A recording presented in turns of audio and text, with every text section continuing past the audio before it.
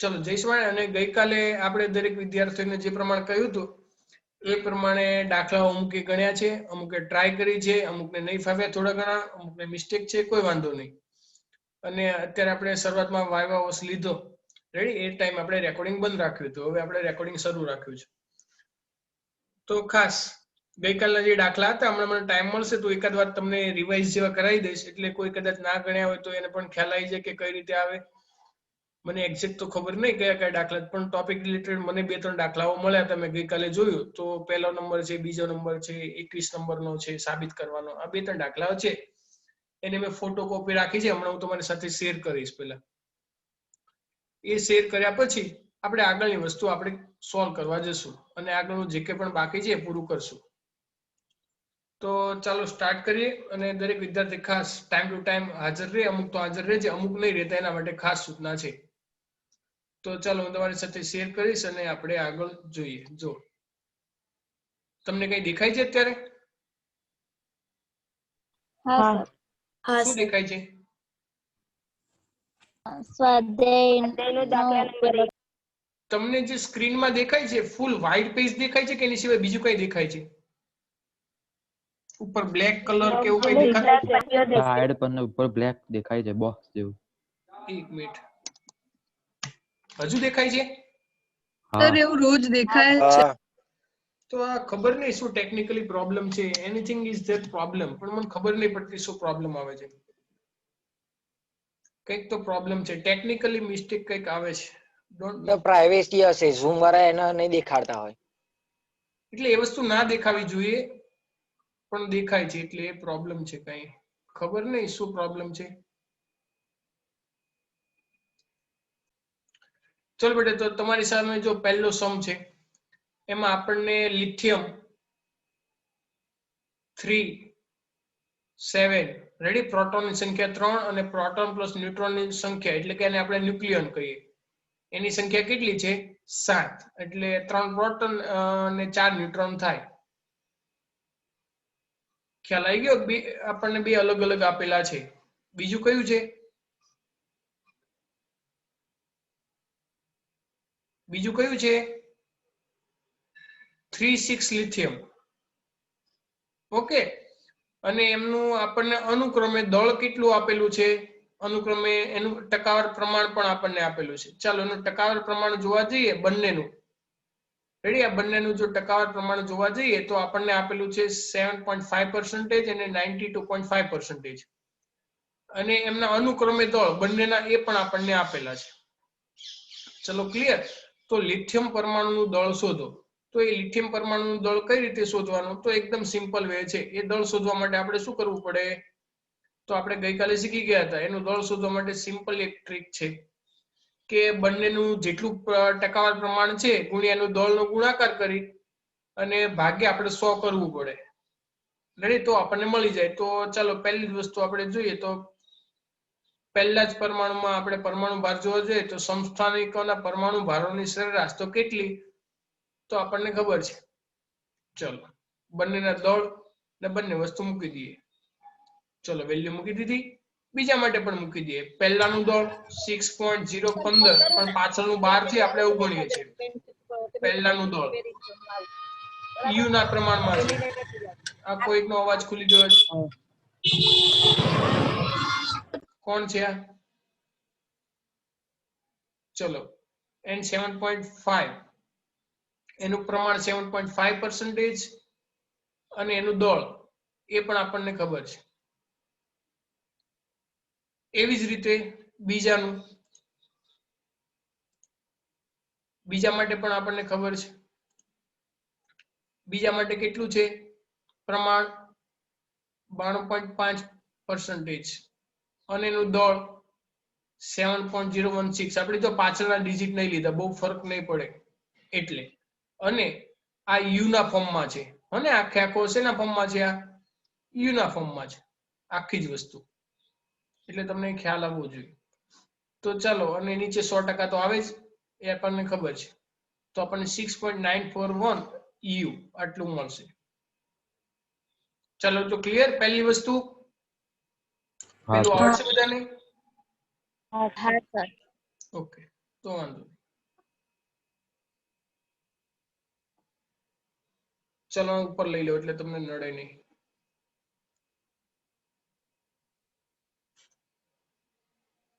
ચલો ઓકે. હા સર.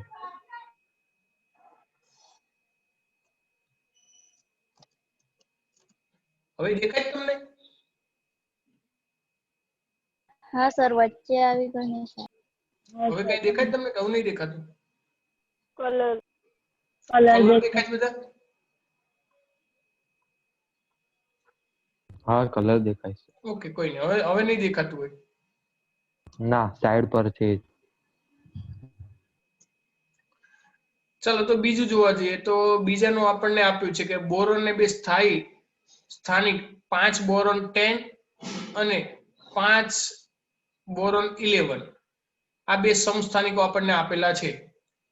એમના દળ અનુક્રમે તો પહેલાનું 5-10 વાળો જે બોરોન છે એનું પ્રમાણ 10.01 294 યુ અને બીજાનું 11.00 યુ આ બંને છે અને એના પરમાણુનું દળ 10.811 યુ છે. ચલો એટલું ક્લિયર દરેકને? તો 5 બોરોન 10 અને 5 બોરોન 11 એનું સાપેક્ષ પ્રમાણ શોધો. તો જો આપેલા કરતા અલગ વસ્તુ આવ્યું. આનું સાપેક્ષ પ્રમાણ શોધવાનું કહ્યું છે આપણને. તો બંનેનું શોધવાનું છે તો આપણે શું કરવું પડે? બંને માટે કોઈક એકનું x ધારી લઈએ તો બીજાનું 100 - x થઈ જાય.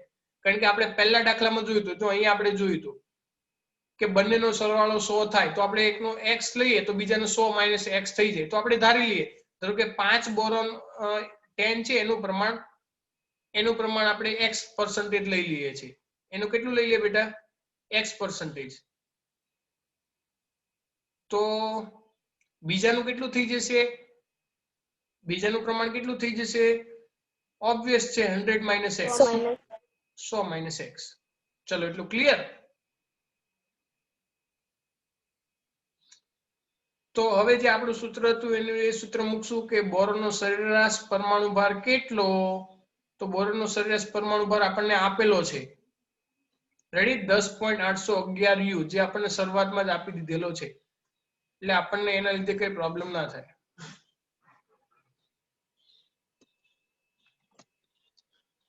ચલો ક્લિયર? બધી કિંમતો મૂકી દઈએ. 10.112 એનું પ્રમાણ આપણે ધારેલું છે x, બીજાનું 100 - x એ પણ આપણે આ જો આ ગુણાકારનું ચિહ્ન છે એટલે એવું ના સમજતો આ પાછું x મૂક્યું છે. રેડી? આ મલ્ટીપ્લિકેશન છે, આ x છે ટોટલી 100 અને વેલ્યુ જો ફાઇન્ડ કરો તો x ની કિંમત 19.9% આવી. એનો મતલબ x આપણે કોના માટે ધાર્યું હતું? તો કે ભાઈ 5 બોરોન માટે આપણે ધાર્યું હતું. 5 બોરોન માટે આપણે એ વસ્તુ ધારી હતી. તો બાકીનો 100 માઇનસ કરો તો બાકીનું આપણને મળી જાય 100 - x કરો એટલે 80.1. તો એ કોનું મળે આપણને? એ બીજું કોના મળશે? 11 માટે મળશે. તો જો બંનેના આપણને જવાબ અહીંયા મળી જાય, 5 બોરોન માટે અને પેલા માટે. ચલો આવડશે બેટા? યસ ઓર નો? હા સર. તો સર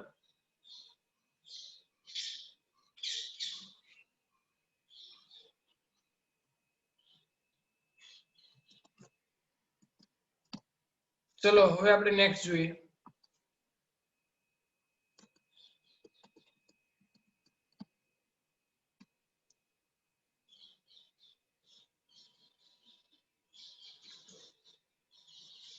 એક જોયું ને આપણે?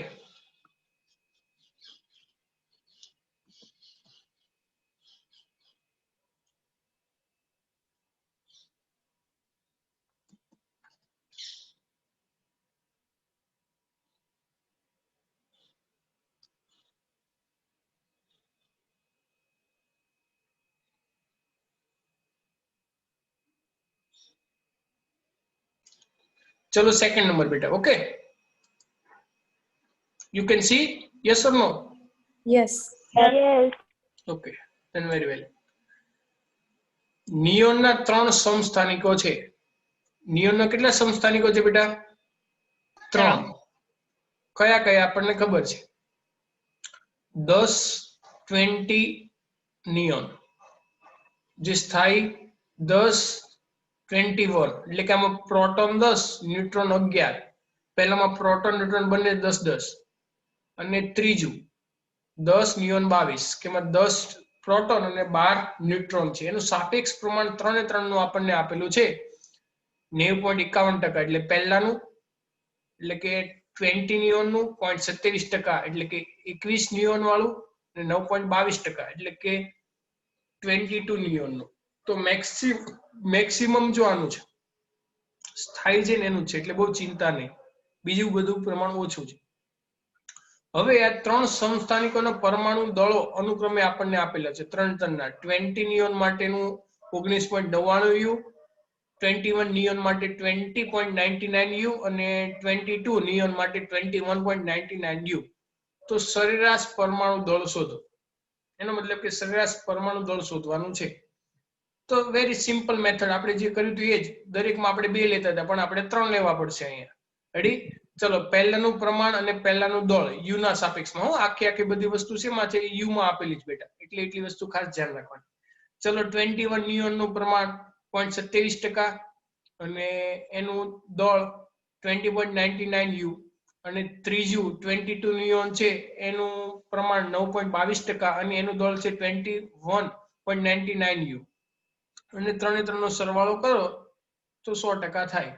એટલે તમે ડાયરેક્ટ 100 પણ લખી શકો, પણ આ તમારી જાણ માટે, તમને વ્યવસ્થિત આવડે તો આપણે નિયોનનો સરેરાશ પરમાણુ ભાર શોધી શકીએ. ચાલો, તમે ગુણાકાર કરશો જાતે તો તમને ખ્યાલ આવશે, તમારે ગણતરી કરવાની. રેડી? કદાચ 1-2 પોઈન્ટ આમ તેમ ડેસિમલ હોઈ શકે, તો તમે કરો તો તમને એનો ફાઇનલ જવાબ મળી જશે 20.70 યુ. ચલો, એટલું ક્લિયર દરેક વિદ્યાર્થીઓને? હા સર. આવડશે? હા ઓકે. સર. હવે આના સિવાય કયો દાખલો હતો? ઓકે બેટા, તો હવે આપણે 13.21 જોઈએ. જો તમને હમણાં દેખાશે 13.21. Okay, you can see? હા સર. હા સર. Very well. જો બેટા, સરસ મજાનો સાબિત કરવાનો છે. રેડી? આપણે ગઈકાલે ન્યુક્લિયસની ત્રિજ્યા માટેનું સૂત્ર શીખી ગયા. r બરાબર r0 a raised to 1/3. એ સૂત્ર શીખી ગયા. એના આધારે કંઈક સાબિત કરવાનું કહ્યું. શું સાબિત કરવાનું? સવાલ વાંચીએ એટલે ખબર પડે. r is equal to r0 a raised to 1/3 એ સંબંધ છે કે જ્યાં r0 એ અચળાંક છે કે જેની કિંમત 1.2 ફર્મી મીટર છે. એ ન્યુક્લિયરનો દળાંક છે.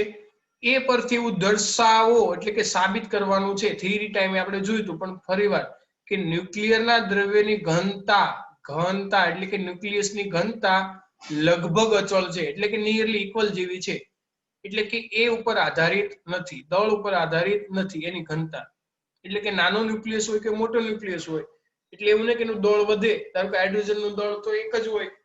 રેડી? એની સાપેક્ષમાં તમે ગોલ્ડનું લેવા જાઓ અથવા તો તમે યુરેનિયમ લો તો એનું 234 યુ જેટલું થાય. તો દળ વધી ગયું, ઘનતા વધી ઘટી? ના, એવું કેવું છે કે લગભગ અચળ જેવી હોય છે, બહુ ચેન્જીસ નહીં થતો. આવું સાબિત કરવાનું કહ્યું છે. દર્શાવો કે એટલે કે સાબિત કરવાનું છે. કોઈ વાંધો નહીં.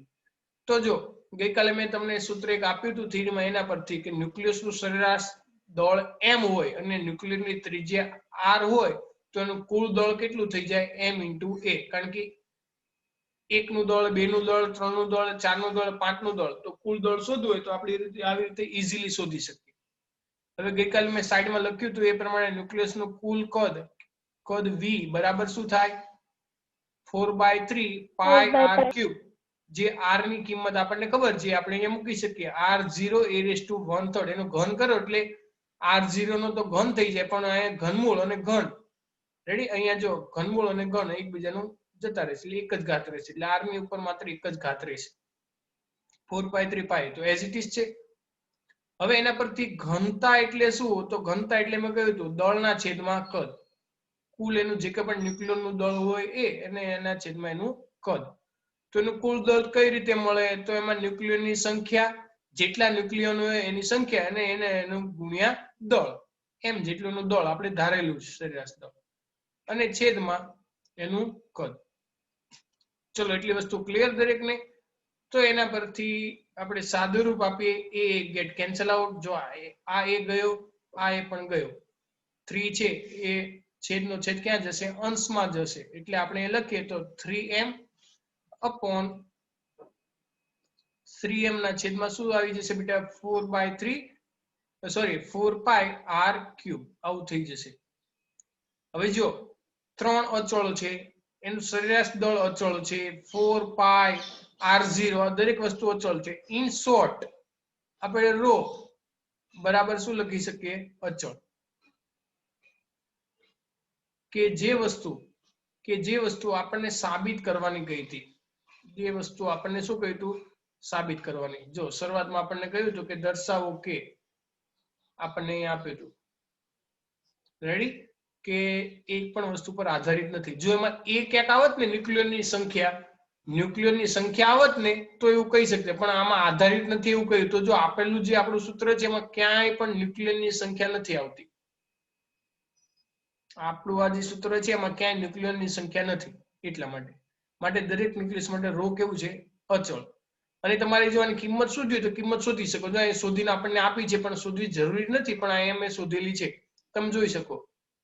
3 રેડી m નું દળ 4πr0 દરેક વસ્તુ અચળ. તો આપણે થિયરીમાં જોયું હતું કે લગભગ ન્યુક્લિયસની ઘનતા 2.3 ગુણ્યા 1017 કિલોગ્રામ પર મીટર ક્યુબમાં હોય છે.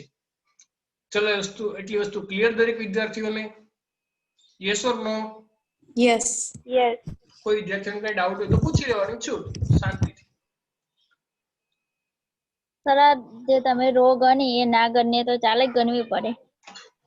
ગણતરીમાં આપણને જો 4 માર્ક્સ આપ્યા હોય કે એવું આપ્યું હોય તો ગણવાની, નહીં તો એ રો ઘનતા ગણવાની જરૂર નથી. અથવા કિંમત શોધવાની કે તો પણ કહી શકીએ રેડી. બાકી 2-3 માર્ક્સમાં તો ચાલે, આટલી વસ્તુ કરી દો. ઓકે, હા. હવે કઈ દાખલો છે? 11મો. 13.11. ઓકે. જો બેટા 13.11 એ પણ એકદમ સરળ અને ઈઝી છે. રેડી, એકદમ શોર્ટમાં મેં કાઉન્ટ કર્યો છે, તમને ખ્યાલ આવી જશે. જો સવાલ શું છે, ગોલ્ડના સમસ્થાનિક રેડી 79,197 AU એક, અને બીજો સમસ્થાનિક રેડી 47, એ બંને આપણને આપેલા છે 107. એ ન્યુક્લિયસની ત્રિજ્યાનો આશરે ગુણોત્તર કેટલો થાય? તો આપણને સૂત્ર ખબર છે, r બરાબર શું થાય r0 a⁻1/3. બંનેની ત્રિજ્યા, પહેલા માટે ત્રિજ્યા r1 કહી દઈએ અને બીજા માટે ત્રિજ્યા આપણે શું કહી દઈએ r2 કહી દઈએ. r0 તો અચળ જ આવશે ને પહેલા માટે આપણે a1 લઈ લઈએ અને બીજા માટે શું લઈ લઈએ a2 લઈ લઈએ, અને બંનેનો ગુણોત્તર તો આપણે ડાયરેક્ટ સૂત્રમાં મૂકી શકીએ r1/r2. જો ડાયરેક્ટ સૂત્ર, બે સૂત્ર મેં બનાવ્યા નથી, બાકી જો બે સૂત્ર બનાવવા જાવ તો આવું થાય r1 બરાબર r0 a1/1/3 અને એવી જ રીતે r2 r0 a2/1/3. હવે તમે બંનેનો ગુણોત્તર લો તો પણ ચાલે, તો તમને આ જ સૂત્ર અહીંયા મળે. જો r0 તો કેન્સલ આઉટ થઈ જવાનું છે, એટલે વધશે શું માત્ર r1/r2 a1/a2/1/3. પાવર કોમન થઈ જશે. ચાલો a1 a2 ની કિંમત મૂકી શકીએ તો આપણને કિંમત મળે 1.225. આટલી આપણને કિંમત મળી. આવું MCQ માં કે કોઈ પણ રીતે પૂછાય તો તમને બેટા આવડવું જોઈએ. ચલો આવડશે બેટા? હા સર. ચલો હવે કોઈ દાખલો કરો એવો? તમે જો વ્યવસ્થિત રીતે જોયું હોય તો તમને ખબર પડે, જો તમે ના જોયું હોય તો તમને ખબર ના પડે. ચલો આવડેગા કે નહીં આવડેગા? આવડેગા. Every student? હા સર. ચલો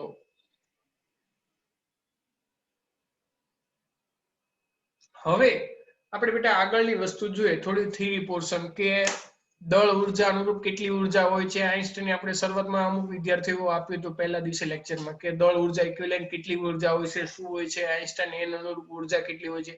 દરેક વસ્તુ આપણે જોવાની છે. તો હું તમારી સાથે બેટા ટેક્સ્ટ બુક શેર કરું છું અને ટેક્સ્ટ બુકને અનુરૂપ આપણે સ્ટાર્ટ કરીએ. રેડી, જેટલા 2, 4, 5 પોઈન્ટ થાય એટલા પોઈન્ટ કરીએ.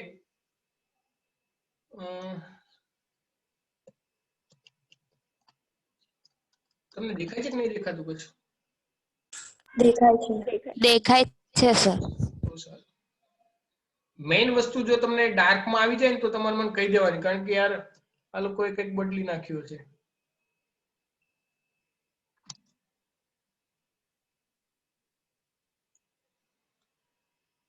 નવો ટોપિક છે દળ ઉર્જા. Ready? Mass energy and nuclear બંધન ઉર્જા અને ન્યુક્લિયરની બંધન ઉર્જા. તો એ શેર કરતા પહેલા લેટ્સ એક વાત કહું કે મેં એકવાર ઉદાહરણ વાત કરી હતી, તમને યાદ હશે કદાચ થોડી ઘણી, કે સપોઝ કોઈ એક વિદ્યાર્થી પાસે 100 રૂપિયા છે. હવે કોઈ એક વિદ્યાર્થીને આપે છે પૈસા, કે ધારો કે એને બીજા કોઈ એક વિદ્યાર્થીને આપે 90 રૂપિયા, તો જેણે આપ્યા એની પાસે કેટલા બચે? તો ઓબ્વિયસ છે કે બધા એવું કે સર 10 રૂપિયા વધે, કારણ કે 90 પેલાને આપ્યા ને 10 આની પાસે, એટલે 90 + 10 એટલે 100 થયા. પણ હું કહીશ ના, એવું નહીં. જેની પાસે 100 હતા એને સામેવાળાને કંઈક આપ્યા, 10 આપ્યા અથવા 90 આપ્યા, ચાલો 10 રૂપિયા આપ્યા, તો આપવા માટે કંઈક ખર્ચાય. રેડી? હવે તો ન્યુક્લિયર પાસે એવું તો કઈ છે નહીં કે આશીર્વાદ કે ચાલો ન્યુક્લિયર તાર જે કરવું એ કરજે, બાકી બધું તને મળ્યા રાખશે, તાર કામ મફત થાય. ના, મફતમાં કામ ન થાય. ન્યુક્લિયર પોતે 100% નો હિસાબ રાખે. તો 100 માંથી પેલાને ધારો કે 10 આપે તો એની પાસે 90 ના વધે. આપવા માટે કંઈક પોતાની ઉર્જા ખર્ચાણી, એટલે કે એની પાસે 89.5 કે 89 એટલું રહે, 0.5 1% જેટલું એ બીજા કોઈક પાસે જતું રહે. એની પાસે એટલું ના રહે. ઓબ્વિયસ છે આવું થાય. એનો મતલબ કે ન્યુક્લિયરમાં પણ આવું થાય. એની કુલ ઉર્જા, તો એનો મતલબ કે દળ ઉર્જા, જો એ કંઈક ઉર્જા કોઈકને આપે તો દળ ઓછું થાય, અથવા તો એ ઉર્જા લે તો દળમાં કંઈક વધારો ઘટાડો કંઈક થાય. એટલે આ આખો કન્સેપ્ટ એને આપણે ક્વોન્ટમ ફિઝિક્સ પણ એક રીતે કહી શકીએ, કે જે રેગ્યુલર થી સમજી ના શકાય. આ વસ્તુ સૌપ્રથમ આઈન્સ્ટાઈને સમજાવી હતી, એવું આપણે ટેક્સ્ટ બુકમાં આવે છે એટલે આપણે સ્વીકાર લઈએ છીએ. એ પેલા કદાચ કોઈ કઈ કહ્યું ના કહ્યું આપણને ખબર નથી, પણ અત્યારે જે છે એ લેટેસ્ટ પ્રમાણે એવું કહ્યું, આઈન્સ્ટાઈને એવું કહ્યું હતું. એટલે હવે એ ટોપિક એકદમ નાનો છે, બહુ ડિટેલ થી જોવાનું નથી, માત્ર આપણને એનર્જી એના સૂત્ર સ્વરૂપમાં છે આપણે સ્વીકારી લેવાનો છે.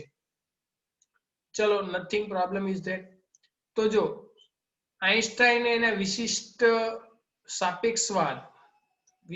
સાપેક્ષવાદ અનુસાર દળ અને ઉર્જાનું જે ટોપિક છે એમાં ઇંગ્લિશ તમે યાદ રાખજો. રેડી? Nuclear binding energy. એમાં આઈન્સ્ટાઈને સૌપ્રથમ દળ અને ઉર્જા એને એકબીજાના સ્વરૂપમાં છે આપણે શીખી ગયા છે ચેપ્ટર, એટલે ખબર છે દળનું ઉર્જામાં, ઉર્જાનું દળમાં કન્વર્ટ થઈ શકે છે એવી રીતે. હવે એના વિશિષ્ટ સાપેક્ષવાદ અનુસાર એવું માનવામાં આવતું હતું કે પ્રક્રિયામાં દળ અને ઉર્જાના અલગ અલગ સંરક્ષણ થાય. એટલે કે દળનો નાશ થાય તો નવું દળ થાય, ઉર્જાનું થાય તો ઉર્જાનું થાય. આઈન્સ્ટાઈન એવું કહ્યું નહીં, દળ ઉર્જા પણ એકબીજામાં થઈ શકે છે, એવું આઈન્સ્ટાઈને કહ્યું. આઈન્સ્ટાઈને દર્શાવ્યું કે દળ અને ઉર્જા એકબીજામાં રૂપાંતર થઈ શકે છે. દળનું ઉર્જામાં અને ઉર્જામાં દળમાં રૂપાંતર થઈ શકે છે. એને દળ ઉર્જા સ્વરૂપનું રૂપાંતર કહેવાય છે. અને એના માટેનું સૂત્ર એને આપ્યું, E = mc². એનો મતલબ કે ડેલ્ટા E ઉર્જામાં થતો ફેરફાર, તો c² તો અચળ છે, પ્રકાશનો વેગ છે, જ્યાં c શૂન્યાવકાશમાં પ્રકાશનો વેગ છે એ અચળ છે. તો ફેરફાર શેમાં વધ્યો? ડેલ્ટા m માં. એનો મતલબ એવો કે જો તમારે ઉર્જામાં કંઈ પણ ફેરફાર થાય છે, વધે છે કે ઘટે છે, તો એના દળમાં પણ વધારો ઘટાડો થવો જોઈએ. જો ઉર્જામાં વધારો થાય તો દળમાં ઘટાડો થાય, અને જો ઉર્જામાં ઘટાડો થાય તો દળમાં વધારો થાય. આ બે પોસિબિલિટીઝ શક્ય છે. ચલો, એટલું ક્લિયર દરેક વિદ્યાર્થીને? અને સી ની કિંમત બધાને ખબર છે, 3 × 10⁸ મીટર/સેકન્ડ અચળ છે. આના પરથી હું તમને એવું કહેવા માંગુ કે જો દળ ડેલ્ટા એમ જો ભલે થોડું અમથું નાનું હોય, સૂક્ષ્મ હોય, ડેલ્ટા ની એમ, પણ એની સાથે ગુણાકારમાં જો બહુ જ મોટું ફંક્શન છે c², એટલે c એટલે 3 × 8, એનો વર્ગ કરો એટલે 9 × 10⁻16 જેટલું થાય. જો ડેલ્ટા એમ તો ખૂબ જ નાનું છે, ડેલ્ટા એમ ભલે ખૂબ નાનું રહ્યું, પણ તો એની ગુણાકારમાં 9 × 10⁻16, તો એ ફેક્ટર કેટલો બધો મોટો થઈ ગયો. એનો મતલબ કે ઉર્જામાં જે ફેરફાર છે ડેલ્ટા એ કેટલો બધો મોટો થયો. ખ્યાલ આવ્યો? એનો મતલબ કે થોડું ઘણું દળમાં ક્ષતિ થાય, ત્રુટિ થાય, ઘટાડો થાય, થોડો ઘણો દળમાં ઘટાડો થાય તો ઉર્જામાં કેટલો બધો વધારો થયો, એવું છે. અથવા તો ઉર્જા ખૂબ જ વધારે આવે તો દળમાં તો માત્ર થોડુંક જ ફેરફાર થાય. નહીં તો એવું થવું જોઈએ કે વર્ષોથી સૂર્યમાંથી કેટલી બધી ઉર્જા આવે છે તો પૃથ્વીનું દળ વધી જવું પડે, પરંતુ ના, એવું ના થાય. બહુ બધી ઉર્જા આવે તો દળમાં તો ફેરફાર માત્ર થોડુંક જ થાય. એ ઘણું બધું આપણે ચેપ્ટરમાં શીખવાના છીએ. ચલો, અહીં સુધી દરેક વિદ્યાર્થીઓને ક્લિયર છે? હા સર. તો એના રિલેટેડ એક નાનું અમથું ઉદાહરણ આપ્યું છે કે 1 ગ્રામ દ્રવ્યને સમતુલ્ય ઉર્જા કેટલી થાય? તો કે 1 ગ્રામ જેટલું દ્રવ્ય હોય તેને અનુરૂપ ઉર્જા કેટલી? તો ગણીએ. ચલો, 1 ગ્રામ એટલે 10 × 10 - 3 કિલોગ્રામ. રેડી? કારણ કે ગ્રામને કિલોગ્રામમાં ફેરવવું પડે એટલા માટે આ કિલોગ્રામમાં ફેરવેલું છે. અને c², ચલો આ સૂત્ર આપણે બેઠું અહીંયા વાપરેલું છે. રેડી? કિંમતો મૂકી દો. ચાલો, જો માત્ર ઘાતમાં ફેરફાર થયો 9 × 10⁻13. તો જુઓ બેટા કેટલો બધો ફેરફાર થયો. 9 × 10⁻13 જૂલ. ઘાત કેટલી મોટી છે, જો 10⁻13 છે. સમજો કે આટલી બધી જૂલ ઉર્જા એટલે કેટલી બધી થઈ. તમે 11માં જૂલનો કોન્સેપ્ટ શીખી ગયા છો કે આટલી બધી ઉર્જા એટલે કેટલી બધી વધારે કહેવાય. 100 વોટનો બલ્બ 1 કલાક સુધી ચાલે. રેડી? એને 1 કિલોવોટ અવર આપણે કહીએ એટલે કે 1 યુનિટ કહેવાય. રેડી? તો આ તો જો 10⁻13 જૂલ કેટલી બધી ઉર્જા છે. ખ્યાલ આવી ગયો? પણ 1 ગ્રામ જેટલું દ્રવ્યમાં ફેરફાર થવો જોઈએ. હવે 1 ગ્રામ જેટલો ફેરફાર કરવો એ અમથા કઈ નાની અમથી વાત નથી. નહીં તો આપણે એવું હોય ચાલો ભાઈ 1 ગ્રામ ખાંડ આપીને દ્રવ્યમાં ફેરફાર એટલી બધી ઉર્જા મળી તો. પણ આપણે એ બધું કરવા માટે સોના કરતા ઘડામણ અઘરી એવું થાય. એટલે રેગ્યુલરમાં એટલે આપણે આવું બધું કરી શકીએ નહીં. એના માટે સ્પેશિયલ પ્રયોગો ને એવું બધું કરવું પડે. ચલો, ઇતના ક્લિયર એવરીવન? હા સર. ચલો થોડું વાંચી લઈએ ટેક્સ્ટ બુકના વર્ષો. કે આઈન્સ્ટાઈને દળ ઉર્જાની સમીકરણની પ્રાયોગિક ચકાસણી ન્યુક્લિયોન, ન્યુક્લિયસ, ઇલેક્ટ્રોન અને હાલમાં શોધાયેલા અન્ય કણો વચ્ચે ન્યુક્લિયર પ્રક્રિયાઓમાં કરાયેલ છે. પ્રક્રિયામાં ઉર્જા સંરક્ષણ નિયમ એમ જણાવે છે કે જો દળ સાથે સંબંધિત ઉર્જામાં સમાવેશ કરવામાં આવે તો પ્રારંભિક ઉર્જા અને અંતિમ ઉર્જા સમાન હોય છે, જે આપણને બધાને ખબર છે. ન્યુક્લિયસના દળો અને ન્યુક્લિયસની એકબીજા સાથેની આંતરક્રિયા સમજવામાં આ વિભાવના અગત્યની છે. ઓકે, વાંધો નહીં. ને હવે એ વિષયનું આપણે ભણવાના છીએ ન્યુક્લિયર બંધન ઉર્જા. ચલો ક્લિયર? હવે ટાઈમ શું થયો છે એને અકોર્ડિંગ ટુ આપણે કરીએ. 51 થઈ છે. ઓકે, ન્યુક્લિયરની બંધન ઉર્જા આપણે જોઈશું, પણ આજે એટલો બધો ટાઈમ છે નહીં આપણી પાસે, નહીં તો આપણે જોઈ લેતે. ચલો ક્લિયર છે?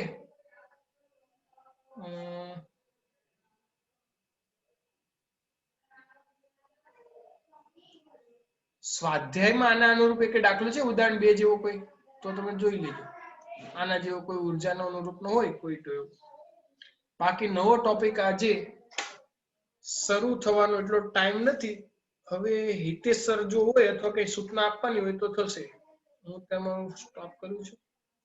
ચલો બેટા, આજના લેક્ચરનું કામ પૂરું થયું. દરેક વિદ્યાર્થીઓને જય સ્વામિનારાયણ. તમારો રિપ્લાય ના આવ્યો બસ.